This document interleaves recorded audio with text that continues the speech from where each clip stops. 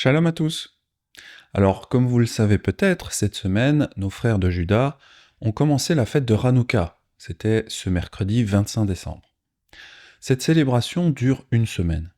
Au même moment, à peu près, les chrétiens ont quant à eux fait leur fête de Noël. Et puis, ils célébreront également le nouvel an du calendrier grégorien. Et nous, les Nazaréens, disciples de Yeshua, le Messie, eh bien, nous ne faisons aucune fête en décembre. Ni même en janvier. Les disciples de Yeshua et les chrétiens sont deux peuples très différents, car ils ne font pas les mêmes fêtes et ils n'ont pas le même calendrier. En effet, durant les 2000 ans du christianisme, il y a eu un changement de calendrier. Et nous allons voir dans cette vidéo comment s'est réalisé ce glissement de calendrier. Cependant, pour comprendre comment nous devons faire les fêtes aujourd'hui, eh bien nous devons regarder la racine du christianisme, c'est-à-dire comment les apôtres faisaient les fêtes au 1er siècle. Notre Messie Yeshua nous a dit de ne pas penser qu'il était venu pour détruire la Torah, c'est-à-dire les lois de Moïse et les prophètes. Ne croyez pas que je sois venu pour abolir la loi ou les prophètes. Je suis venu non pour abolir, mais pour accomplir. En effet, le calendrier et les fêtes de Yahweh se trouvent dans la Torah, notamment dans Lévitique 23, où il y en a beaucoup. Nous savons également que même après la résurrection de Yeshua, les disciples, ils ont continué à respecter le calendrier original de la Torah, afin d'être au bon endroit et au bon moment. En effet, quand nous respectons le bon calendrier, cela permettait à Yahweh de déverser ses bénédictions sur ses disciples. Par exemple, les apôtres devaient encore respecter la fête de Shavuot après la résurrection de Yeshua, afin de recevoir le don du Saint-Esprit. Le jour de Shavuot, c'est-à-dire la Pentecôte, ils étaient tous ensemble dans le même lieu. Tout à coup, il vint du ciel un bruit comme celui d'un vent impétueux, et il remplit toute la maison où ils étaient assis. Cependant, même après la fête de Shavuot, où l'Esprit Saint a été répandu sur les disciples, Shaoul a continué à observer les fêtes de Lévitique 23. Mais il n'y consentit point, et il prit congé d'eux, en disant « Il faut absolument que je célèbre la fête prochaine à Jérusalem. Je reviendrai vers vous, si Elohim le veut. » Et il partit d'Éphèse. Tout comme Yahweh a déversé des bénédictions sur ceux qui observaient ces fêtes dans le passé, eh bien il déversera ces bénédictions sur ceux qui observeront ces fêtes encore aujourd'hui. Si nous voulons être là lorsque ces bénédictions seront déversées, il va de soi que nous devons respecter le calendrier qu'il nous ordonne. Calendrier de la Torah versus calendrier gréco-romain. Respecter le calendrier de la Torah peut paraître un peu difficile et déroutant, du moins au début. Dans le calendrier chrétien ou gréco-romain, on change de jour à minuit. Si par exemple, vous êtes jeudi à 23h59, eh bien 2 minutes plus tard, vous serez vendredi. Dans ce calendrier grégorien, on change de jour lorsqu'on dort. Par contre, dans le calendrier de la Torah, le jour suivant commence le soir. Si par exemple, vous êtes jeudi soir, eh bien lorsque le soleil sera couché et que la nuit commencera, eh bien on sera vendredi. Par exemple, Genèse nous dit que le soir et le matin furent le 6e jour. Ainsi, il y eut un soir et il y eut un matin, ce fut le 6e jour. Lévitique 23 nous confirme qu'une journée hébraïque dure du soir à l'autre soir, c'est-à-dire d'un coucher de soleil au suivant, plutôt que de minuit à minuit dans le calendrier grégorien.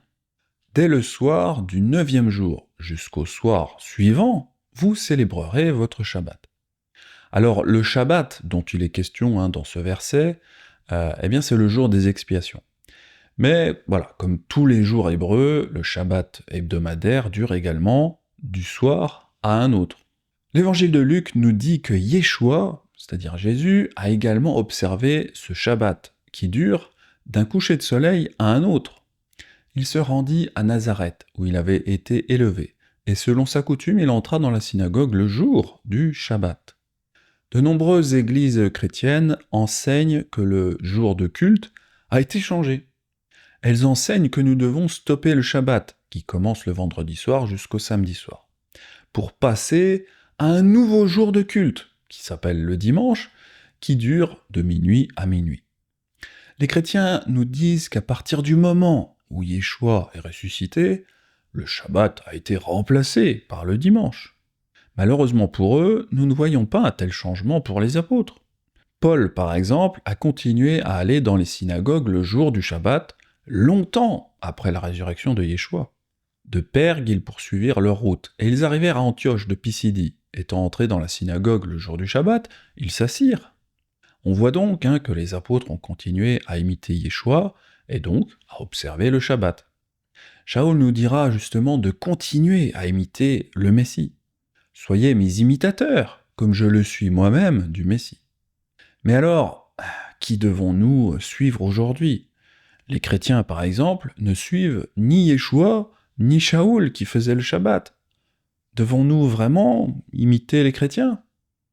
Si vous tapez le mot « dimanche » dans une concordance, vous ne trouverez jamais ce mot dans la Bible, du moins la version seconde de 1910.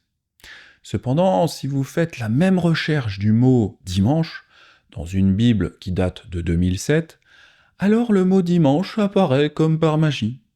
En effet, dans la version second 21, la version de 2007, il y a 8 versets qui parlent du dimanche. On peut y voir une sorte de volonté des traducteurs d'ajouter ce mot pour aider les croyants à se détacher complètement du calendrier hébraïque, ce fameux calendrier de la foi, pour passer au calendrier romain chrétien. Pratique du 1er siècle versus système ecclésiastique. Comme nous l'avons vu, certaines églises traditionnelles nous disent que depuis que Yeshua a accompli parfaitement la Torah, les jours de culte et de repos ont été changés, du Shabbat au profit du dimanche. Ces églises traditionnelles nous disent également que les fêtes de la Torah ont été remplacées par Noël et par une nouvelle fête de Pâques avec des œufs et des lapins en chocolat. Cependant, cette doctrine est curieuse, étant donné que les mots « dimanche » ou « Noël » n'apparaissent jamais dans les Écritures. Dérive calendaire de la Torah. Mais alors, si les premiers disciples n'ont pas appris à observer le dimanche ou Noël, eh bien, comment ces choses ont-elles pu arriver jusqu'à nous ?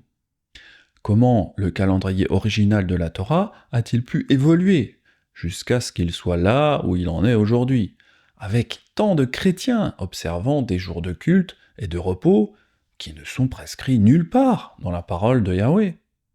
Alors, la première référence connue au culte du dimanche provient de l'apologiste chrétien Justin Martyr, qui date de 150 de notre ère. Et le jour appelé dimanche, tous ceux qui vivent dans les villes ou dans les campagnes se rassemblent en un seul lieu. Alors dans les Écritures, les jours de la semaine ne sont pas appelés par un nom. C'est pas lundi, mardi, c'est premier, deuxième, troisième jour, etc. de la semaine. Et puis le 7e jour, eh bien, on appelle cela le Shabbat, qui veut dire le repos en hébreu. La Bible n'appelle jamais aucun jour samedi ou dimanche. Mais revenons-en au père de l'Église, Justin Martyr, qui nous dit que la raison pour laquelle son assemblée célébrait son culte le dimanche, c'est-à-dire selon le calendrier romain, eh bien c'était que c'était le jour où Elohim créa le monde, et c'était le jour où Yeshua apparut pour la première fois à ses disciples. Or, le dimanche est le jour où nous tenons tous notre assemblée commune, car c'est le premier jour où Dieu, ayant opéré un changement dans les ténèbres et la matière, a créé le monde, et où Jésus-Christ notre Sauveur est ressuscité des morts le même jour.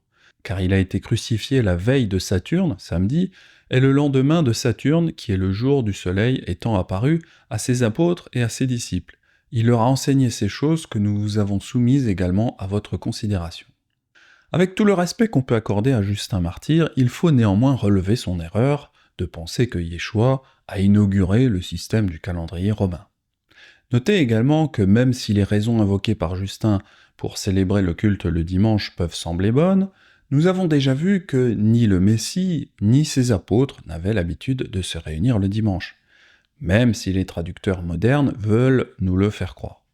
En réalité, les disciples se réunissaient le Shabbat, mais leur réunion pouvait parfois se prolonger tard dans la nuit, et donc ils dépassaient parfois jusqu'au premier jour de la semaine, c'est-à-dire le dimanche. Les apôtres n'étaient pas légalistes au point de se séparer dès que le soleil se couchait le samedi soir. Dans d'autres études, nous avons montré que Yahweh a permis que la foi originelle nazaréenne soit éclipsée par le culte du dimanche pendant un certain temps, afin que la croyance en Yeshua puisse se propager dans le monde entier, beaucoup plus rapidement. Voir par exemple l'enseignement sur les pierres de guet.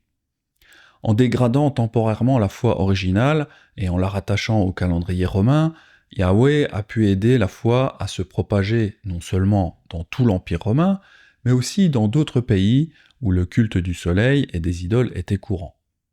En raison du calendrier et des habitudes romaines d'introduire des idoles et des dieux étrangers dans leur panthéon, il fut beaucoup plus facile au christianisme romain de se diffuser que la foi nazaréenne originelle.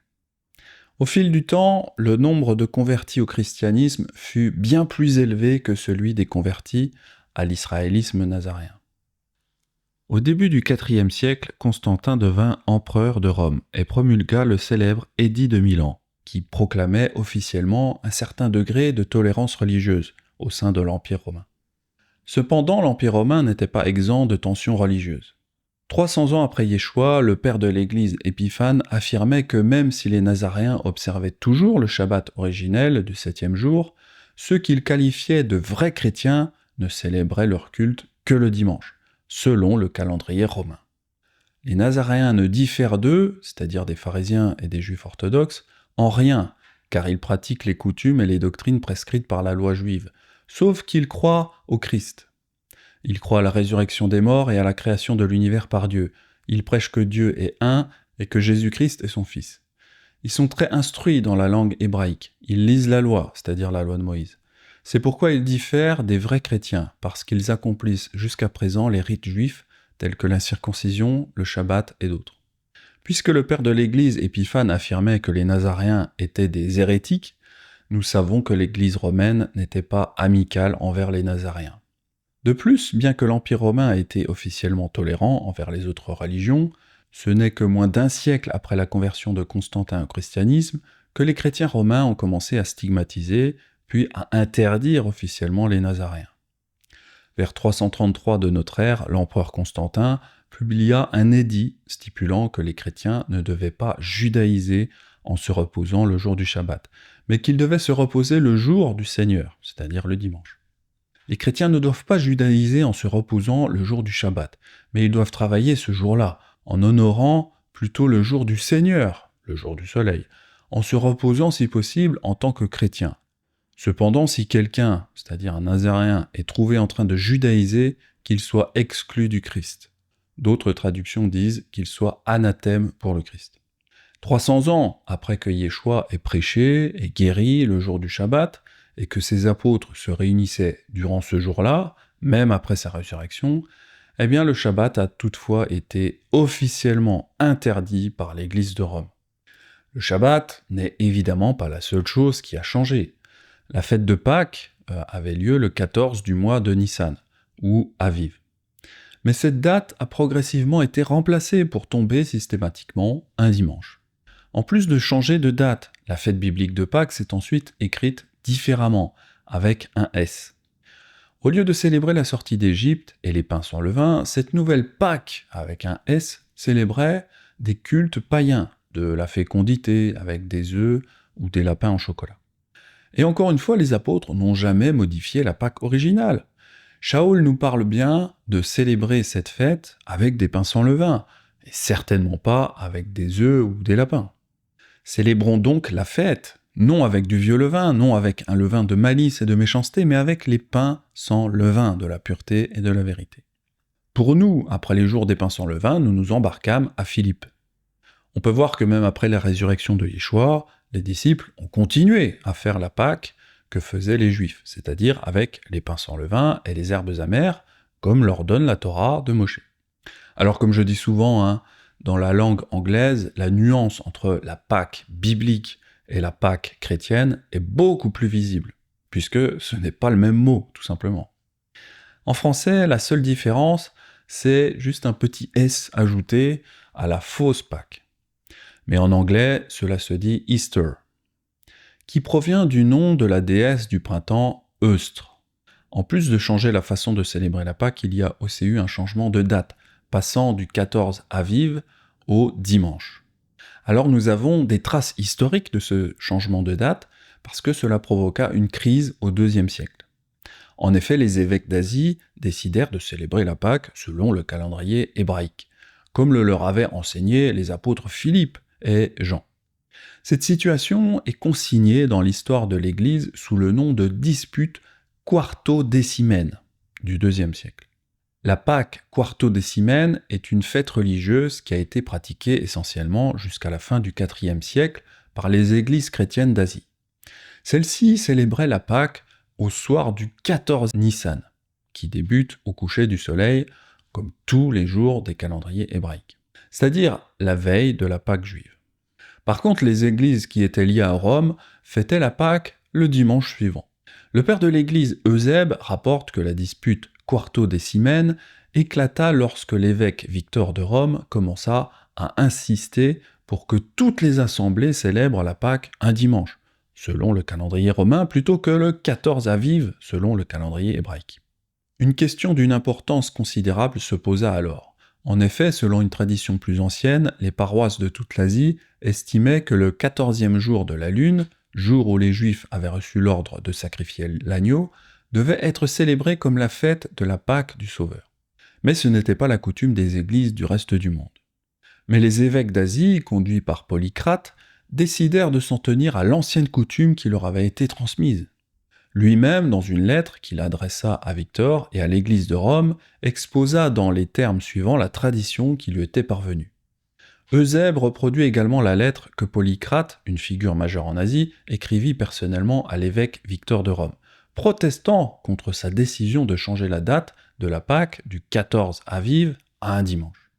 Polycrate souligne que la tradition de célébrer la Pâque selon le calendrier hébreu avait été instaurée en Asie par les apôtres Philippe et Yohanan eux-mêmes, et que cette tradition avait été maintenue fermement en Asie au fil des générations par un certain nombre de croyants distingués et pieux. Polycrate insista ensuite sur le fait que tous les croyants devaient faire ce que disaient les Écritures, plutôt que d'accepter une tradition créée par l'homme. Nous observons le jour exact, sans rien ajouter ni retrancher, car en Asie aussi de grandes lumières se sont endormies, qui se lèveront de nouveau au jour de l'avènement du Seigneur, quand il viendra du ciel avec gloire, et qu'il recherchera tous les saints. Parmi eux se trouve Philippe, l'un des 12 apôtres, qui s'est endormi à Hiérapolis. Ses 2 filles, vierges et âgées, et une autre fille qui a vécu dans le Saint-Esprit et qui repose maintenant à Éphèse. Et Jean, qui était à la fois témoin et docteur, qui s'est couché sur le sein du Seigneur et, étant prêtre, portait le sacerdoce. Il s'est endormi à Éphèse. Et Polycarpe à Smyrne, qui était évêque et martyr. Et Thraséas, évêque et martyr d'Euménie, qui s'est endormi à Smyrne. Pourquoi citer l'évêque et le martyr Sagaris, qui s'est endormi à Laodicée, ou le bienheureux Papyrius, ou l'eunuque Méliton, qui vivait entièrement dans l'Esprit Saint, et qui repose à Sardes, attendant du ciel l'épiscopat, quand il ressuscitera d'entre les morts. Tous ces hommes ont célébré le 14e jour la Pâque, selon l'Évangile, sans s'en écarter, mais en suivant la règle de la foi. Et moi aussi, Polycrate, le plus petit de vous tous, je me conforme à la tradition de mes pères, dont certains m'ont été intimement fidèles. Car 7 de mes pères ont été évêques, et moi le 8e. Et mes pères célébraient toujours le jour où le peuple se débarrassait du levain. Moi donc, frère, qui ai vécu 65 ans dans le Seigneur, qui ai rencontré les frères dans le monde entier, et qui ai lu toutes les saintes écritures, je ne me laisse pas effrayer par des paroles effrayantes, car des plus grands que moi ont dit « il faut obéir à Dieu plutôt qu'aux hommes ». Malgré le fait que les assemblées d'Asie avaient appris à célébrer la Pâque selon le calendrier hébreu, l'évêque romain Victor décida d'excommunier toutes les communautés qui n'acceptaient pas de célébrer la Pâque un dimanche, selon le calendrier romain.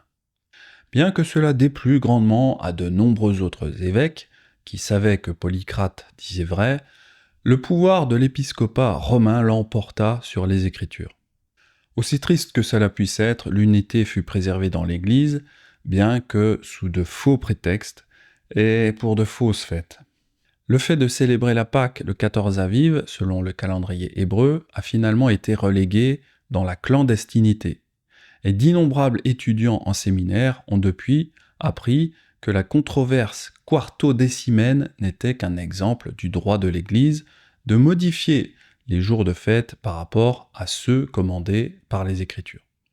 L'Église a donc réalisé la prophétie de Daniel qui disait « Il proférera des paroles contre le Très-Haut, opprimera les saints du Très-Haut, il aura la prétention de changer les temps de fête et la loi, et tous seront livrés entre ses mains durant un temps, 2 temps et la moitié d'un temps. » Le pouvoir a commencé à être centralisé dans l'évêché de Rome, immédiatement après la destruction de Jérusalem et la mort des apôtres.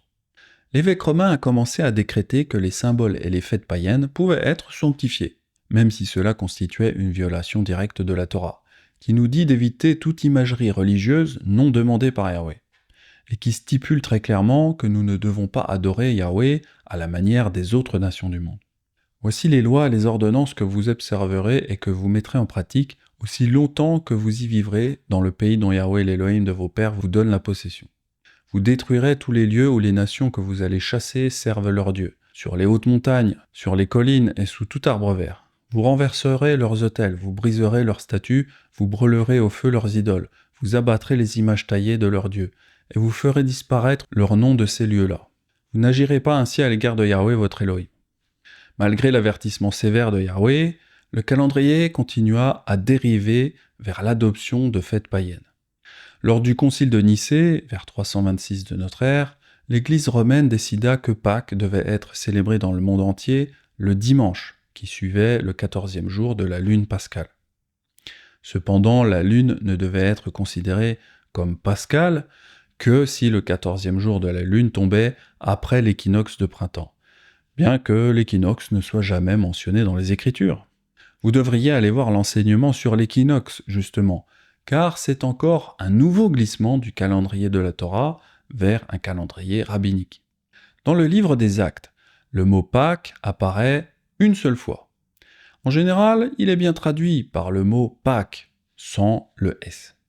Il n'y a que dans la Bible annotée de 1899 qu'il est traduit par Pâques avec un S. Version Bible annotée. Et après l'avoir saisi, le mit en prison, le donnant à garder à 4 escouades de 4 soldats chacune, dans le dessein de le faire comparaître devant le peuple après la Pâque, avec un S. Si vous lisez la version King James en anglais, c'est traduit par Easter. Même si certaines Bibles traduisent mal le mot Pâques, si nous traduisons correctement Acte 12.4, nous voyons que le peuple célébrait encore la Pâque originale au 1er siècle. Nous savons que les Nazaréens ont observé les pratiques juives jusqu'au 4e siècle de notre ère. Cependant, la majorité de l'Église chrétienne n'a commencé à observer la mauvaise Pâque qu'en 190 de notre ère, lorsque la Pâque est devenue clandestine à l'époque de Polycrate et de l'évêque romain Victor. Notons en outre que l'apôtre Shaoul ne nous dit pas de célébrer Pâques avec un S, mais de célébrer la fête des pains sans levain, qui est une continuation de la Pâque. Célébrons donc la fête, non avec du vieux levain, non avec un levain de malice et de méchanceté, mais avec les pains sans levain de la pureté et de la vérité. Comme deuxième témoin, nous avons Acte 20, verset 6. Eh bien, ce verset nous montre que les disciples observaient encore les jours des pains sans levain de nombreuses années après la résurrection de Yeshua. Pour nous, après les jours des pains sans levain, nous nous embarquâmes à Philippe. Nous savons également que l'apôtre Shaoul a continué à observer la fête israélite de Shavuot selon le calendrier hébreu. Mais je resterai à Éphèse jusqu'à Shavuot. Nous savons que Shaoul a célébré la Pentecôte selon le calendrier hébreu plutôt que selon le calendrier chrétien romain, parce qu'il est monté à Jérusalem et non à Rome. Shaoul avait résolu de passer devant Éphèse, afin de ne pas perdre de temps en Asie. Il se hâtait en effet d'être, si possible, à Jérusalem le jour de Shavuot. Dans Acte 27 également, les disciples ont observé le jour des expiations, même si cela s'était produit de nombreuses années après la résurrection de Yeshua. Le jour des expiations est ici appelé le jeûne, car il est traditionnellement observé par un jeûne. Un temps assez long s'était écoulé, et la navigation devenait dangereuse, car l'époque même du jeûne, Yom Kippour, était déjà passée. C'est pourquoi Shaoul avertit les autres en disant « Ô homme, je vois que la navigation ne se fera pas sans péril, et sans beaucoup de dommages, non seulement pour la cargaison et pour le navire, mais encore pour nos personnes. » Ce voyage en bateau était désormais dangereux, parce que Yom Kippour a lieu au 7e mois, lorsque le temps passe de l'été à l'hiver. Les voyages en bateau sur la Méditerranée peuvent être orageux en hiver, et sont donc dangereux. Cependant, ce qui est important ici, c'est que les apôtres observaient toujours les jours de fête indiqués dans la Torah, et non les jours de fête romains. Nous avons déjà vu que Yahweh bénit ceux qui célèbrent ces fêtes au bon moment. Le jour de Shavuot, ils étaient tous ensemble dans le même lieu. Tout à coup, il vint du ciel un bruit comme celui d'un vent impétueux, et il remplit toute la maison où ils étaient assis. Cela veut dire qu'il y aura des bénédictions associées à l'observance de ces fêtes qui sont encore à venir dans le futur. D'ailleurs, dans Colossiens de 16 à 17, l'apôtre Shaoul nous dit que le Shabbat, les fêtes et les jours de nouvelle lune sont tous des ombres de choses encore à venir. Cela signifie que, tout comme Yahweh a déversé des bénédictions sur ceux qui observaient ces fêtes dans le passé, eh bien Yahweh déversera encore plus de bénédictions sur ceux qui observeront encore ces fêtes dans le futur, c'est-à-dire aujourd'hui. Cependant, la véritable signification des Écritures est perdue dans la plupart des versions les plus vendues. Notez comment la version seconde traduit le verbe « être » au passé, ce qui donne l'idée que les fêtes bibliques ne sont plus d'actualité. Que personne donc ne vous juge au sujet du manger ou du boire, ou au sujet d'une fête, d'une nouvelle lune ou des Shabbats. C'était l'ombre des choses à venir, mais le corps est en Christ. En modifiant ainsi la conjugaison, second amène le lecteur à conclure que nous ne devons laisser personne nous dire quoi manger, quoi boire, ou quel jour de culte observer. Si nous acceptons ces versets de second au pied de la lettre, nous pouvons facilement conclure que cela ne fait aucune différence, que nous observions le Shabbat ou les jours de fête. Peu importe que nous adorions le dimanche, ou que nous célébrions Noël, le Nouvel An chinois, le Ramadan, ou même de n'avoir aucun jour de fête. Cela n'a aucune importance. D'autres traducteurs apportent des modifications similaires au texte, et ces modifications contribuent généralement à promouvoir l'idée que Yeshua est réellement venu pour abolir la Torah et les prophètes, contrairement à sa propre déclaration dans Matthieu 5. Les Écritures cependant sont assez claires. Nous ne devons rien ajouter à ces paroles, ni rien retrancher. Voir par exemple les versets de Deutéronome 4:2 et Proverbe 30:6. Si nous lisons attentivement ce passage de Colossiens, nous pouvons voir qu'il y a ici 3 idées principales. La première idée, c'est que personne donc ne vous juge au sujet du manger ou du boire, ou au sujet des fêtes, des nouvelles lunes ou des Shabbats. La deuxième, c'est qu'ils ne sont qu'une ombre des choses à venir, et la troisième, c'est « mais le corps du Messie ». Pour paraphraser, l'apôtre Shaoul nous dit que personne ne vous juge au sujet de la viande que vous mangez, de ce que vous buvez ou des fêtes religieuses que vous observez. Deuxièmement, ces aliments, ces liquides et ces fêtes ne sont que des ombres prophétiques des choses à venir. Et le troisième point, c'est que seul le corps du Messie peut vous dire quoi manger, quoi boire et quelles fêtes observer. Si nous réorganisons les clauses pour rendre le passage plus lisible, nous pouvons voir que ce que l'apôtre Shaoul disait en réalité était que nous ne devrions laisser personne d'autre, à part le corps du Messie, nous juger dans ce que nous mangeons, ce que nous buvons, et les jours de fête que nous observons. Car ces choses ne sont que des ombres de bénédictions prophétiques encore à venir. Que personne, à part le corps du Messie, ne vous juge au sujet du manger ou du boire, ou au sujet des jours de fête, des nouvelles lunes ou des Shabbats. Car les fêtes sont des ombres des choses à venir. La Bible seconde et la plupart des versions chrétiennes traditionnelles soutiennent essentiellement la vieille hypothèse gnostique. Tant que l'on sait que Yeshua est le Messie, les jours de culte que l'on observe ne font aucune différence, car les fêtes ne sont que des ombres, des choses qui devaient venir. Cependant, nous avons vu que c'est loin de la véritable signification que voulait apporter Shaoul.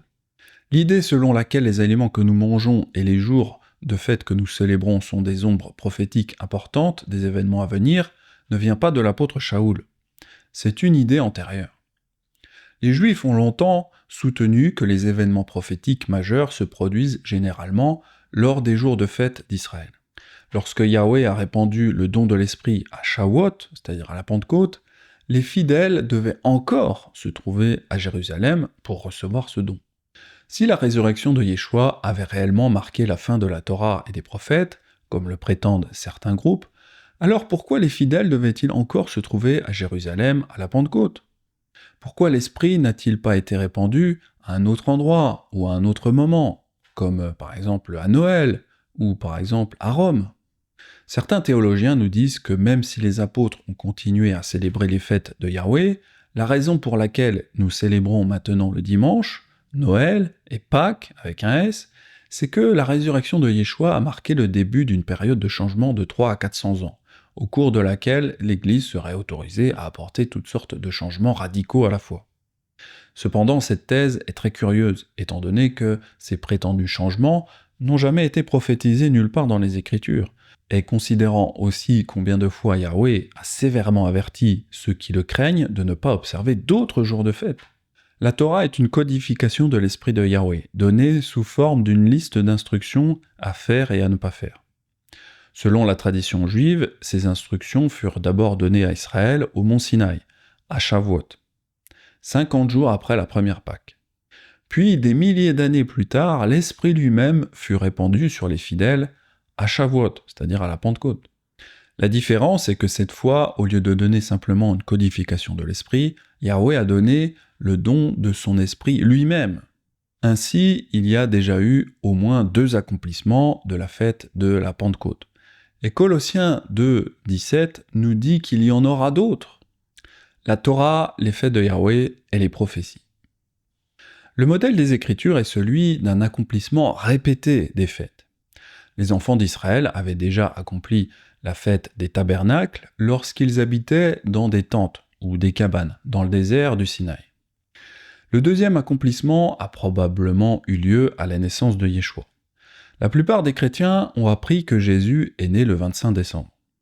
Cependant, Jésus n'aurait pas pu naître en hiver, car Luc 2,8 nous montre qu'il y avait des bergers qui veillaient sur leurs troupeaux à cette époque. Et elle enfanta son fils premier-né, elle l'emmaillota et le coucha dans une crèche, parce qu'il n'y avait pas de place pour eux dans l'hôtellerie. Il y avait dans cette même contrée des bergers qui passaient dans les champs les veilles de la nuit pour garder leurs troupeaux. En Israël, les troupeaux ne sont généralement pas laissés dehors en hiver. Cet événement devait donc se produire un certain temps avant l'arrivée de l'hiver. Cela exclut de fait le mois de décembre. D'après les hypothèses dont nous disposons, Yeshua aurait été conçu au milieu de l'hiver et serait né environ 9 mois plus tard, au 7e mois au moment de la fête des tabernacles. D'un point de vue prophétique, il est tout à fait possible que Yeshua soit né durant la fête des tabernacles. Serait-ce la raison pour laquelle Yohanan nous dit que la parole s'est faite chair et a habité parmi nous? Et la parole a été faite chair et elle a habité parmi nous. Le mot « habiter » est le mot grec « skenu », c'est-à-dire le Strong 4637 qui signifie « fixer sa tente, avoir son tabernacle, demeurer ou vivre dans un tabernacle ou une tente ». Ce que voulait dire Yohanan, c'était « et la parole a été faite chair et elle a installé sa tente parmi nous ». D'ailleurs, dans la Bible Shuraki, qui est une version très littérale, nous pouvons lire ceci. « Le Logos est devenu chair, il a planté sa tente parmi nous. » Dans Lévitique 23, Yahweh ordonne à tous les Israélites nés en Israël de faire un pèlerinage à Jérusalem 3 fois par an. L'un de ces 3 pèlerinages annuels est la fête des tabernacles. Au cours de cette fête, tout Israël doit demeurer dans des tabernacles, c'est-à-dire des habitations temporaires pendant 7 jours. En hébreu, ces habitations temporaires sont appelées Sukkot. En français, on les appelle souvent cabanes ou tentes. Vous demeurerez pendant 7 jours sous des tentes. Tous les indigènes en Israël demeureront sous des tentes. La décision rabbinique du 1er siècle était probablement identique à celle d'aujourd'hui, à savoir que pour des raisons de santé et de sécurité, toute personne malade, âgée ou enceinte n'était pas obligée de séjourner dans un tabernacle, mais pouvait louer une chambre dans une auberge. Cependant, même si Myriam était enceinte, il n'y avait pas de place à l'auberge. Par conséquent, Yosef et Myriam devaient habiter dans une cabane, c'est-à-dire une crèche pour les animaux, conformément à Lévitique 23. Bien que cela ait pu sembler être un revirement pour Yosef et Myriam, tout cela s'est produit pour que Yeshua puisse naître dans une demeure temporaire, c'est-à-dire un tabernacle, en accomplissement prophétique de cette fête. Mais même si Yeshua est peut-être le deuxième accomplissement de la fête de Sukkot, la Bible ne le dit pas explicitement. Je pense que Yahweh ne voulait pas qu'on change la fête de Sukkot pour créer une nouvelle fête en l'honneur de l'anniversaire de Yeshua. Car nous l'avons déjà enseigné, la célébration des anniversaires n'est pas dans la mentalité hébraïque et n'est pas demandée par les Écritures. Yahweh ne voulait pas que l'on fasse comme l'ont fait les chrétiens, en christianisant les Saturnales pour créer la fête de Noël, en l'honneur de l'anniversaire du Messie. Si Yahweh avait voulu qu'on célèbre la naissance de Yeshua, il nous l'aurait demandé, ou alors il l'aurait enseigné à ses apôtres. Ceux qui disent que les fêtes de la Torah sont abolies se trompent, car il y a encore des prophètes qui parlent de futures célébrations de ces fêtes. Zacharie, au chapitre 14, nous parle de la fin des temps. Il parle du jour où Yahweh posera ses pieds sur le mont des Oliviers. Mais dans ce chapitre 14, Zacharie nous dit qu'il y aura un troisième accomplissement prophétique à la fête de Sukkot. Et il arrivera que tous ceux qui resteront de toutes les nations qui seront venus contre Jérusalem monteront chaque année pour se prosterner devant le roi, Yahweh des armées, et pour célébrer la fête des tabernacles. Et celle des familles de la terre qui ne montera pas à Jérusalem pour se prosterner devant le roi, Yahweh des armées, il n'y aura pas sur elle de pluie. Il y a peut-être même un quatrième accomplissement de Sukkot prophétisé dans le livre de l'Apocalypse. Et j'entendis du trône une voix forte qui disait « Voici le tabernacle d'Élohim avec les hommes. Il habitera avec eux et ils seront son peuple, et Élohim lui-même sera avec eux. Il essuiera toute larme de leurs yeux et la mort ne sera plus. Et il n'y aura plus ni deuil, ni cri, ni douleur, car les premières choses ont disparu. » Cela nous montre pourquoi l'apôtre Shaul nous avertit de ne laisser personne d'autre que le corps du Messie nous dire quel jour de culte nous devons observer. Les fêtes de Yahweh sont des images prophétiques de bénédictions merveilleuses qui sont encore à venir. Nous ne devrions donc pas les abolir ou les remplacer par des fêtes païennes comme Noël. Si vous êtes piégé dans le calendrier chrétien ou le calendrier rabbinique, je vous encourage à en sortir pour vivre les bénédictions futures à venir. Si vous voulez en savoir plus sur le calendrier de la Torah originale, n'hésitez pas à regarder les enseignements sur ce sujet. Je me suis inspiré de l'enseignement de Nazarene Israël About Calendrical Drift. C'était Benjamin, shalom à tous.